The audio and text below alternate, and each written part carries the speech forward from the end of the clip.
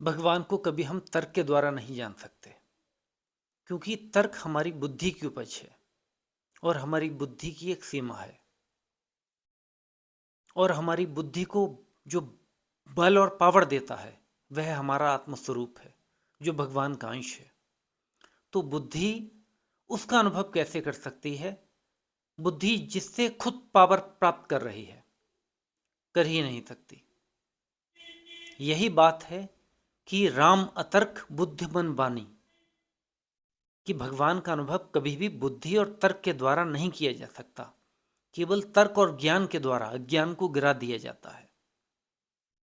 और जब भक्ति में बुद्धि और मन का समर्पण कर दिया जाता है, तब भगवान अपनी कृपा से स्वयं का अनुभव करा देते हैं। या फिर ज्ञान मार्ग में जब कर्ता गिर जाता है तो भीतर से आत्मस्वरूप स्वयं प्रकाशित हो जाता है। यही कारण है कि जहाँ श्रद्धा और विश्वास की बात आती है, तो श्रद्धा विश्वास भक्ति में बहुत जरूरी है, या भगवान को खोजने में बहुत जरूरी है। अब श्रद्धा विश्वास का अर्थ यह नहीं है कि सिर्फ श्रद्धा विश्वास करके बैठ जाना है। श्रद्धा विश्वास करके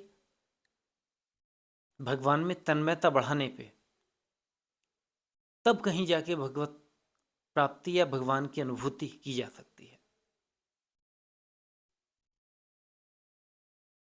यहीं पर इस चीज का कुछ फायदा भी उठाया जाता है कि भक्ति में बहुत सारे आडंबर भी पाए जाते हैं, भक्ति को लेके बहुत सारा भ्रम भी फैला जाता है, क्योंकि श्रद्धा विश्वास के सहारे ही चला जा सकता है।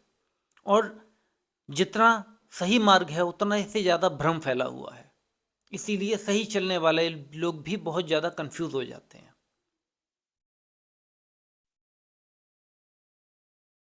मगर भगवान को जानने के लिए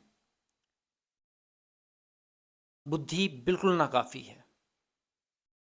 इसीलिए भक्ति का मार्ग बहुत सुगम, सरल और आराम से चलने वाला है, और भक्ति बहुत बड़ा विज्ञान है। मगर जब नहीं समझते इसका सही भाव, तो इसको ही एक झूठ या पाखंड के रूप में देखा जाता है, जबकि भक्ति से बड़ा कोई विज्ञान नहीं है। मगर सही सही रूप में अगर इसको समझा जाए, तभी समझा जा सकता है। धन्यवाद।